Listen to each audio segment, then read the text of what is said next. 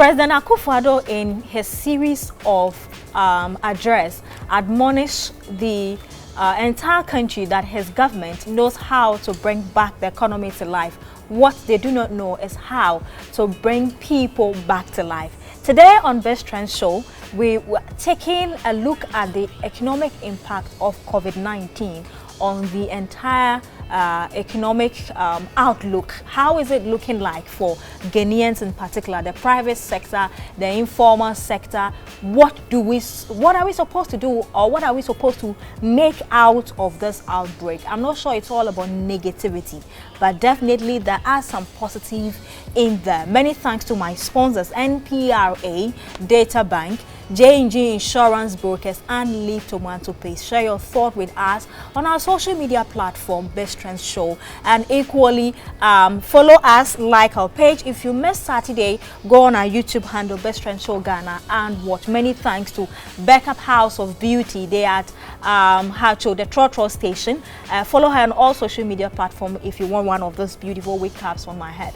Uncle Joe is right here in my set. Joe Jackson. He's the director for strategy and planning in Dalex Finance. Let's go for a quick break. When we come back, I'll introduce my guest to you.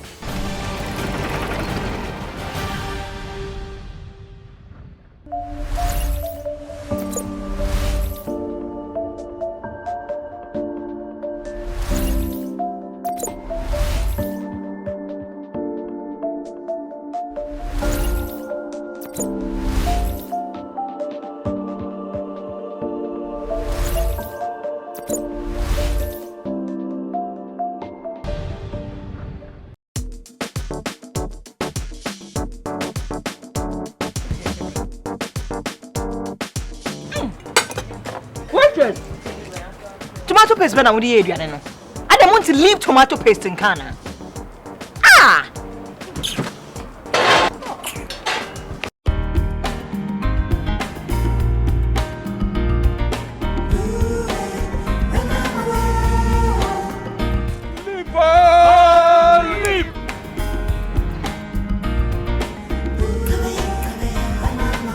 Aha!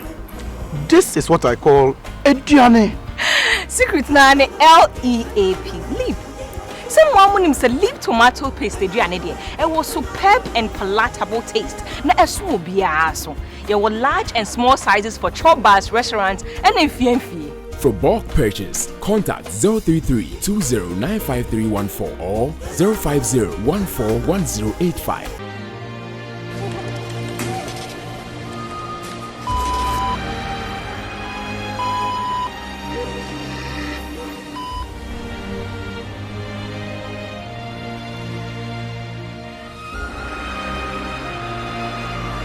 When you've worked hard for your money, you want to make sure you're investing it with the right company.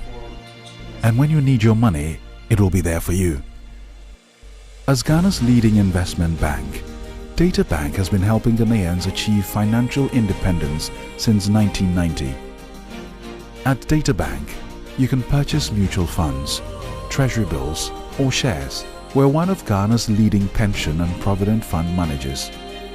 Backed by our world-class research team, Data Bank has a proven track record of strong performance and good corporate governance. Knowing where to invest is key. Invest wisely, invest with Data Bank.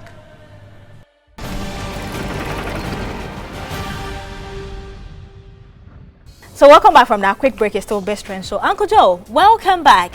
Thank you. It's you good to be back. Unfortunately, I can give you a handshake. So we'll just assume you're doing a handshake virtually. Welcome back, Uncle Joe. Welcome. Right. So, what exactly do you think the president is implying by saying we know how to bring back the economy to life, but what we do not know is how to bring people back to life? Well, let me start with a shout out to everybody, to my colleagues back in the office, and to my mates from Mobile 81. Right. It's good to be making a shout out to them, and we pray that they all keep safe. Sure. But back to the issue at hand, it's really this. What the government says is that if somebody dies, I can't bring him back to life. Okay. But whilst there's life, there's hope. Yeah. And so long as it is the economy, it is your pocket, Okay. it is the business that is going down, there's a way to resuscitate it. Okay. Right? And I suppose philosophically, he's right. Because today, if you die, nothing can be done. You're dead. It's all over. But in a lot of ways, what we have to realize is that the cost of the economic downturn is also massive. Okay. And it's also dire. And today I'm hoping that we'll be able to look at that, what really caused this downturn, Right. because then we can start to say how to jump out of it and what to do to make it as little as possible. But I tell you this, even though death is a final thing, what we are facing is also fairly dire. I was watching BBC Eye on Africa, and Ayat made some, interesting revelations.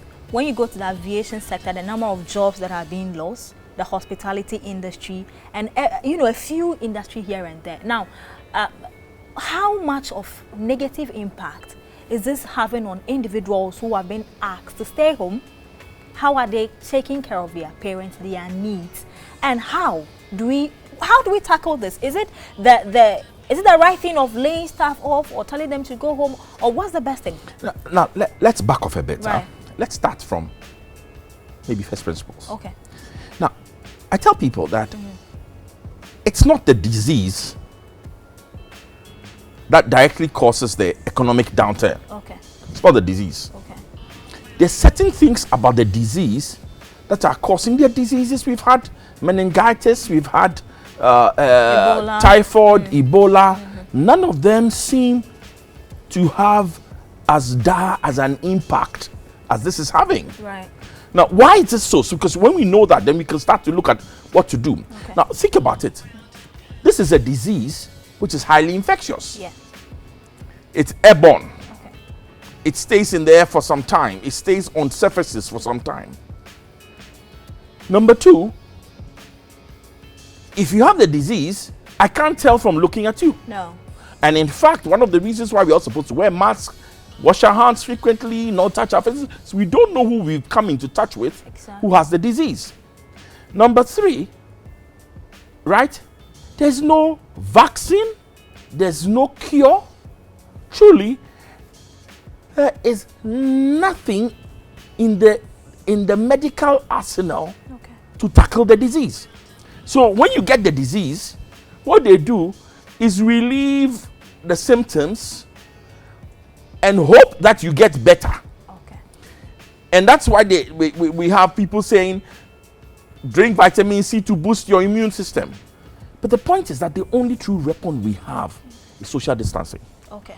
And social distancing comes in various forms, from a simple ban on external travel to wearing face masks, a ban on gatherings, funerals, weddings, etc., and all down to the lockdown that we had over For 3 weeks. over 3 weeks, Right. and the drastic lockdown that they had in China, where you're not even allowed to leave your house. Right. You are locked into your household. Now, it is this social distancing that means that businesses that are based on a certain social interaction, are now either illegal or can't happen. Right. So it's easy to talk about the hospitality sector. The hospitality sector requires you to travel, requires you to stay in a hotel, Right. requires you to interact in groups. It's gone. You can't do any of that. Right. Now, when you take the hospitality sector, it's true that maybe a Golden Tulip or another hotel or a Holiday Inn, they are all in trouble. Sometimes they've even been shut down. But the true cost are all the different parts of that value chain, Okay. from the gardener to the security Security. firm, to the maintenance officers, to the suppliers of food, to the little band that comes to play at the lobby on weekends, to all that is gone. Yeah. What has happened is that because of this social distancing in its multiple forms, those people have no income, people have been laid off, no contracts. Right. There is no demand coming from that whole sector because they don't have money. When you come to the religious sector, and let nobody underestimate the religious sector. The religious sector was one of the growth areas in this country. How? They don't pay tax. I'm not talking about growth in terms of tax. Okay. Growth in terms of having a value chain that feeds a lot of people. All right. Now, take for example, the whole entertainment industry. It's shut down. I'm not talking about the, it's easy to talk about a Shatawale or a Sakodiye. Talk about the small gospel singer. Yeah. They are professional. They don't do anything but sing. Yeah. There's no church service. There's no payment. Down to the guy who plays shabo instrumental, that's what they call it, whose whole income is based on playing the guitar or the organ on the weekend. It's gone. Right. Down to the person who rents chairs. Down to the people who prepare food and take it to the roadside for the church services. To the guy who's selling olive oil. You see, it is easy to talk about the religious sector as if all that there is the religious sector is that prophetic pastor who comes to church who makes a prediction. Right. That's not him. It goes beyond that. It goes beyond that. Right. Then you go, so as you go on, then you go to the educational sector. Now, there are no schooling. Yeah. So what happens? Of course, the teachers are the first to think of it. But what about that watch seller at the school side? That who the kids buy from during break. Thank you. What about the lady who sells kose in the morning and cocoa for the kids in the public school round the corner from my house in Comte 11 yard? Her business is gone. Her kose used to have at least 3 people. There was a young man, herself, and another young lady were constantly frying kose, going up and down. They create they create demand. So when you start talking about this, then you realize how dire the situation is. Okay. And all these people I'm talking about, they're in the informal sector. Then you go to the other places. So we've talked about hospitality, we've talked about education, we've talked about religion, right? And you see how, and then don't forget, salons. Every corner in this country has a salon. Yeah. A salon by its very nature means that it breaches social distancing. I mean, at this moment, thanks be to God, me, I shave my head. So I don't have any hair. So I grab a shaving stick, I shave my head. But look at the young men. Right. How do you cut your hair? Right. Where still?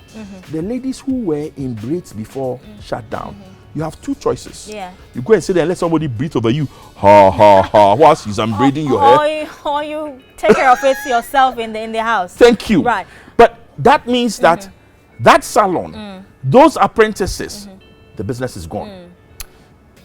And so what you realize is that it's gone. So we have this massive demand.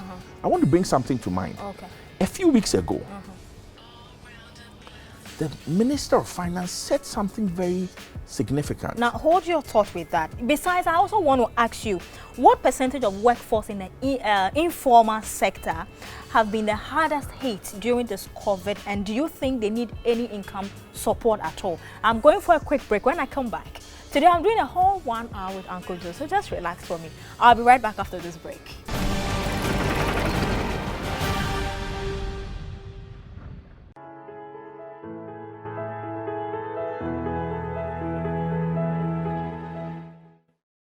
On the Ghana stock market or Ghana's equity market, we actually had peaked around April 2018 at a positive return of about 35%, and then the stock market started going down even before COVID-19.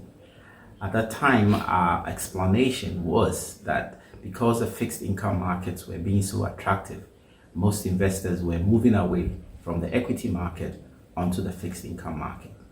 Now COVID COVID-19 has made things probably even worse because of the anxiety, and foreign investors are also selling out. I mean, we used to have a foreign participation on our market of up to about 70%, but the current statistics are showing that that has significantly dropped to about 60%. And most of the transactions that are on our order books are sales. There's very few buying, and it just suggests that there's a lot of pressure on the stock market, and that's why it's going down. However, as we always say, buy low and sell high. So actually this is the right time to buy, because research suggests that markets always bounce back. Unfortunately, research doesn't tell within what time frame. So that's the risk as an investor you'll be taking. But it's a risk worth taking, I can assure you that. Indeed, this phenomenon is not only affecting Ghana, and in equity markets like Mauritius and Kenya, the effect is even more pronounced, because over there you have a lot of foreign institutions that invest heavily in their tourism and financial services markets. Actually, Mauritius' stock market has actually had to shut down completely, and it is expected to reopen after the Easter holiday. Kenya is still open, but the trades are really, really low. From highs of about $7 million, we are now really down to like $1 million or even less on the Kenya Stock Exchange. In South Africa, the story is the same. Since South Africa went into lockdown, the stock market has taken a beating. So Africa, sub-Saharan Africa, that is to say, is really reeling under COVID-19. But we believe that in the future, in the very near future, the stocks will bounce back, because fundamentally, most of the companies that are listed on the markets are good companies with good governance and good prospects. Thank you.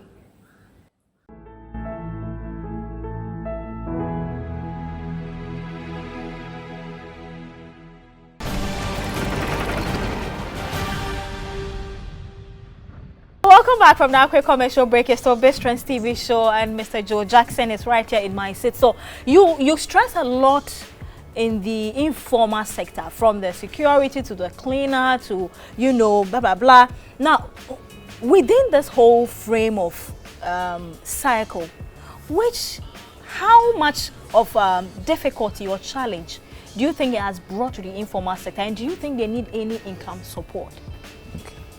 Now, two things. Mm-hmm. The informal sector is really challenged, and don't be confused. The saddest thing is that we don't have real data, so we can only extrapolate from anecdotal evidence. Okay. But I'll ask you a question, right? Take a walk down to Cantonmanto. 2 months ago, that place would be packed with women selling second-hand clothes in small bunches to big heaps. Right. Where are all these women? There's no demand. No. If you were traveling from Tema to Kaswa, at each point of traffic, how many people would be there selling everything from water to bread to what?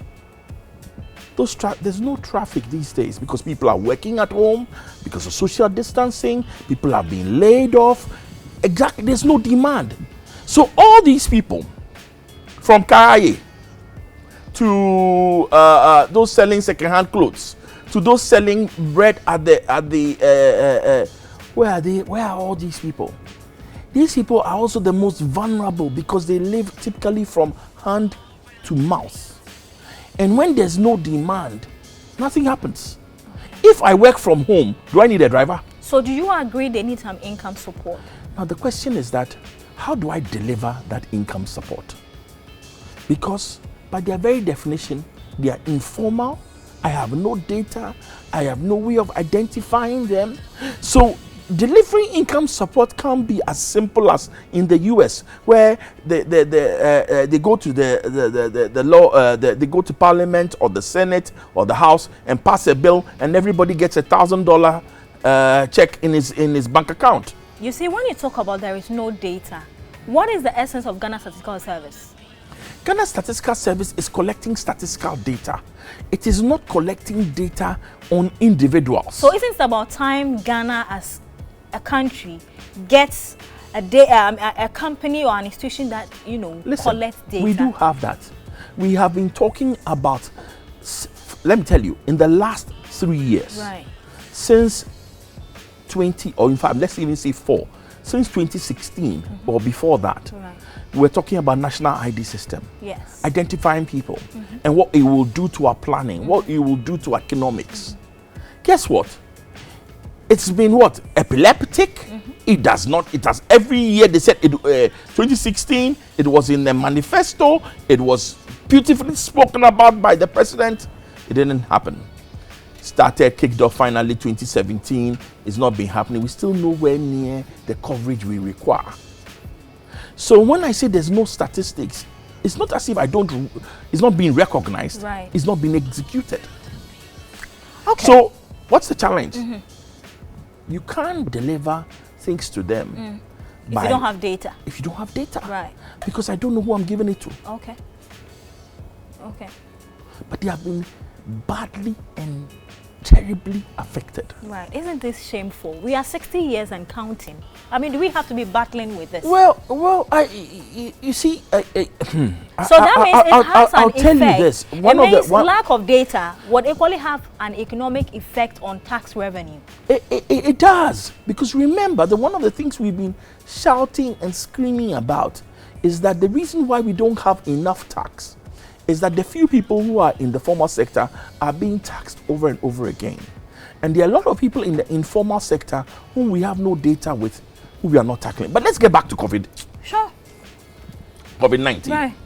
So when you think about that, then it explains all the sectors that are in trouble. Right? But there's another effect of COVID-19 which is affecting us. So it's not just the sectors who are breaching social distancing and have gone down, right, but it is happening simultaneously around the world. Okay. So not only is it happening in Ghana, it is happening in the US, in the UK, in China. So what does this mean? In all these countries, they also have a drop in demand. So the things that we used to export to them and all those value chains to have also what? Come under pressure. The first thing is oil. We used to export oil. Now the demand has dropped in every country, including ours. Yeah. So the price of oil has dropped. We used to export cocoa. Yes. Demand has dropped. Yeah. The price has dropped. Bauxite, demand has dropped. The price has dropped. And it goes on and on. Yes. But even more devastating to us than any of this is the fact that we used to export skills. In Ghana, we have a lot of people working outside. And at the end of each month, they send money back periodically in remittances. And that funds education. That funds housing. The real estate sector is funded by remittances. The pandemic has also have an effect on the remittances. So the remittances are not coming. Yes. So all of a sudden, you can see what's happening in real estate. Real estate seems directly affected, but remittances have hit them. Yeah. Then it goes to our taxes because we are not exporting and we are not able to import. So the taxes and the import taxes, the export taxes have dropped. And it goes on and on and on. The only commodity that still has some hope is gold because it's a store of value. Okay. And in a time of fear and panic, people are running to gold. So we have two issues. Number one, local demand is gone. Number two, look, demand is gone everywhere else around us. Not only in Ghana, but every other country. Okay. And that's why it's a pandemic. And it is this that is causing the dire economic circumstances. Right. And that is why our foreign minister, our finance minister, Honorable Ken Oforiatta, he's not a person given to hyperbole. Okay. But he said something which is signatory. He said, this current economic crisis caused by the public health crisis is the most dire economic crisis Ghana has faced ever experienced since independence. Right. Now, when somebody says that, you should sit up. And when the very person who agrees with him is our former finance minister from the other side of the demand, then you know that this is not funny anymore. Right. Because truly, I mean, at normal circumstances, they should be at loggerheads, each touting the strength of their policies. But now they both agree that what we are facing is a crisis. Okay. And once we understand that it is a crisis caused by a collapse of demand internally and a collapse of demand simultaneously all around the world, then we can start to ask ourselves, so how do I, as a Ghanaian, as a corporate business, as a finance minister, or whatever role I have in this economic value chain that is Ghana, how do I help get us out of this? Okay, great. That's the question we should be asking. And I think we would have to think about it and come up with an answer, definitely. Now, before we would find solution or the way forward in all of this, in government's address to the nation, he made mention of free food, he made mention of free electricity, he also made mention of some amount of money that NBSSI was going to be given to startups to, you know, support them in this time of COVID. And also, he also talked about the IMF loan we received from IMF. Now, putting all this together, how are we going to receive accountability and ensure that every individual who is due this gets it? Well, there are multiple levels. Right. First of all, the food was to address the fact that the vulnerable, those who live from hand to mouth, those who are unable to earn an income, in a lockdown, will be unable to get food to eat. Yeah. So the food was to address an immediate need. Okay. Right? Which is that let's put out food so that at least they are not hungry. I would say it was fairly successful. But the other issues, right? The first thing was that free water for 3 months. I'll be honest with you, I had a problem with that. My problem was I saw a post on Twitter that people who can afford to pay, they should be asked to pay. And I was like, how are you going to, you know, determine that these people can pay and these people can't pay? I wasn't going to go into I was going to link how much water you consume with your level of income. And to say there's a certain baseline. And you notice that it was correct. There's an attempt to correct that for electricity. To say there's a certain baseline. So in water, the two issues. The first is that when I'm using water to wash my car, when I'm using water to water your garden, water my garden, right? Why should the government pay for it? You should be able to pay for that. I should be able to, and I'll be honest with myself to say I have a garden in my house and I water it, and I have a car and I wash it, and I truly find it offensive that the government should pay for it, because it may lead me to do stupid things with the water when the water is, and it is also in a time where there's a scarcity of water worldwide. We shouldn't be doing that. Then, but the more important thing is that the people who are vulnerable, there's no running water in their house. When there's running water in your house, you're not that vulnerable. Well, they buy water. Right. So when you say free water, is it the person who's carrying the bobo who's carrying the water to them that is going to be free service or what? So it's not that simple. Right. With electricity, it was a little bit better. As for NBSSI, I do have a problem. What's the problem? What's the difficulty in that? NBSSI has two legacies that worry me. Number one, it has been a very partisan institution. How do you justify that? What evidence do you have? Okay, each time NBSSI is giving loan, there is both a perception backed by the reality that it is for those who belong to the persuasion that is in authority. So the challenge you have is that even people who are not of that persuasion, they don't even bother to apply. Because they believe, whether rightly or wrongly, that if one MPP is in power, this connection is for MPP people. And why is it so? Because it's money that a lot of times is not paid back. Yes, the history of collecting the money back is awful. So that true legacy makes me wonder whether, you see... So do you think they are the wrong institution to be mandated for this? I have a challenge with that. And unless that institution is going to have a completely different flavor from what it has had in all these past years, and I'm not talking about just the past 3 or 4 years, I'm talking about the previous government. Previous and previous. Right. Remember, we've been playing this ping pong. So when we talk about legacy, it's not the legacy of one tradition, it's the legacy of multiple traditions. Right. I say, who are the people who deliver credit to the vulnerable? Okay. They are not the commercial banks. They're not necessarily MB, SSI. No. They are rural banks. Yeah. They are microfinance institutions. Why don't you empower them? So the money should have rather been directed to these institutions. Is that what you're saying? Yes. Because they have a history of doing something.